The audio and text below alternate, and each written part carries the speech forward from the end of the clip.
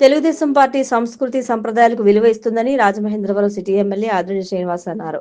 సంక్రాంతి పండుగను పురస్కరించుకుని Bhavani charitable trust ఆధ్వర్యంలో 21, 22, 23, 24, 25, 31 డివిజన్లలో సంక్రాంతి ముగ్గుల పోటీల్లో మహిళలు ఉత్సాహంగా పాల్గొన్నారు. ఈ సందర్భంగా కోడి పందాలు, గొబ్బెమ్మలు, హరిదాసులు, భోగిమంటలతో సంక్రాంతి శోభను ముందే తీసుకుని వచ్చారు. ఆయా డివిజన్లలోని ముగ్గులను ఎమ్మెల్యే ఆదిరెడ్డి శ్రీనివాస్ సందర్శించి ఆ ఉత్సాహికులను అభినందించారు. ఈ సందర్భంగా ఎమ్మెల్యే ఆదిరెడ్డి శ్రీనివాస్ మాట్లాడుతూ టీడీపీ పార్టీ ఓట్ల కోసం పండుగలు చేయదన్నారు.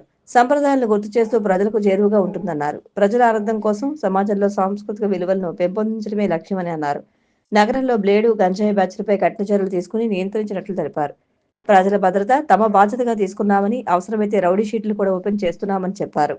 ఈశాన్య రాష్ట్రాలైన అస్సాం, త్రిపురలో ఈ తెల్లవారుజామున భూ ప్రకంపనలు సంభవించాయి. అస్సాంలోని మెరిగావ్లో భూమి కంపించినట్లు నేషనల్ సెంటర్ ఫర్ సిస్మాలజీ తెలిపింది. సుమారు 50 కిలోమీటర్ల లోతులో భూకంప కేంద్రం ఏర్పడగా దీని తీవ్రత రెక్టర్ స్కేలుపై 5.1గా నమోదైనట్లు పేర్కొంది. దాదాపు అదే సమయంలో త్రిపురలోని గోమతి ప్రాంతంలోనూ స్వల్ప భూకంపం సంభవించినట్టు తెలిపింది. రిక్టర్ స్కేలుపై దీని తీవ్రత 3.9గా నమోదైందని పేర్కొంది. దీని ప్రభావంతో మేఘాలయ రాష్ట్రంలోనూ పలు చోట్ల స్వల్పంగా భూమి కంపించినట్టు సమాచారం. ఈ ఘటనతో ఎలాంటి ప్రాణ లేదా ఆస్తి నష్టం వాటిల్లలేదని అధికారులు తెలిపారు. అమెరికాలో జరిగిన రోడ్డు ప్రమాదంలో ఏపీలోని పశ్చిమ గోదావరి జిల్లా పాలకొల్లుకు చెందిన దంపతులు మృతి చెందారు. పాలకొల్లుకు చెందిన కొటికలపూడి కృష్ణకిషోర్, ఆశా దంపతులు వాషింగ్టన్లో జరిగిన రోడ్డు ప్రమాదంలో ప్రాణాలు కోల్పోయారు.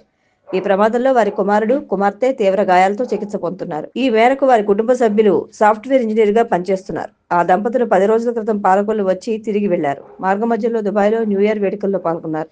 ఇంతలోనే రోడ్డు ప్రమాదంలో దంపతులు మృతి చెందడంతో వారి కుటుంబ, బంధుమిత్రుల్లో విషాద ఛాయలు అలుముకున్నాయి.